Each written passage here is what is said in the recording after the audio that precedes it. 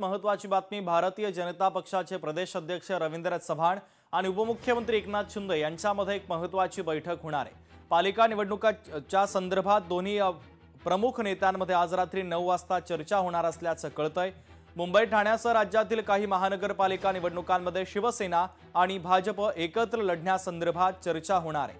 दोन्ही नेत्यांच्या बैठकीत आज नवी मुंबई संदर्भात काय चर्चा होते आणि कोणता निर्णय होतो याकडे मात्र राजकीय वर्तुळाचं विशेष लक्ष लागलेलं आहे।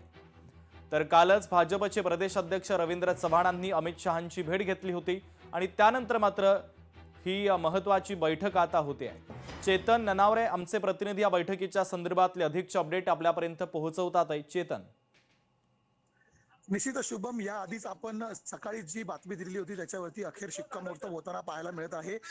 या आधीच आपण सांगितलं होतं की मुंबई असेल, ठाणे असेल, कल्याण डोंबिवली असेल, या ठिकाणी आता भाजप आणि शिवसेनेमध्ये आपल्याला युती होताना पाहायला मिळेल। आगामी महापालिका निवडणुकांसाठी नागपूरचाही त्याच्यामध्ये समावेश होता। मात्र नवी मुंबई संदर्भातील अद्यापही निर्णय चर्चाधीन असल्याचं पाहायला मिळालं होतं आणि याच पार्श्वभूमीवरती काल अमित शहा यांची भेट घेतल्यानंतर आता रवींद्र चव्हाण आणि एकनाथ शिंदे यांची आज रात्री 9 वाजता महत्वाची बैठक पार पडत आहे। त्यामुळे ठाणे आणि कल्याण डोंबिवलीतील वाद जो टोकाला पोहोचलेला होता भाजप आणि शिवसेनेमधील, तो आज मिटणार का?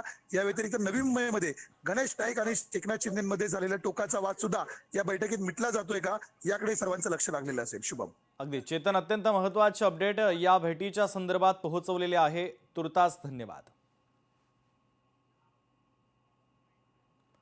तर रवींद्र चव्हाण आणि शिंदेंची रात्री महत्वाची बैठक होणार आहे। रात्री 9 वाजता या बैठकीचं आयोजन करण्यात आलंय। त्यामुळे या दोन्ही महत्वाच्या नेत्यांमध्ये काय चर्चा होते हे पाहणं तितकंच महत्वाचं असेल। आगामी निवडणुकांच्या संदर्भात देखील दोन्ही नेत्यांमध्ये सविस्तर चर्चा केली जाण्याची शक्यता आहे। तर महायुतीमधील शिवसेना आणि भाजपमध्ये अनेक ठिकाणी नगरपंचायत आणि नगरपालिका निवडणुकीच्या निमित्तानं वाद उफाळून आलेला होता। या संदर्भात काही तोडगा निघतो का हे पाहणं तितकंच महत्वाचं असेल।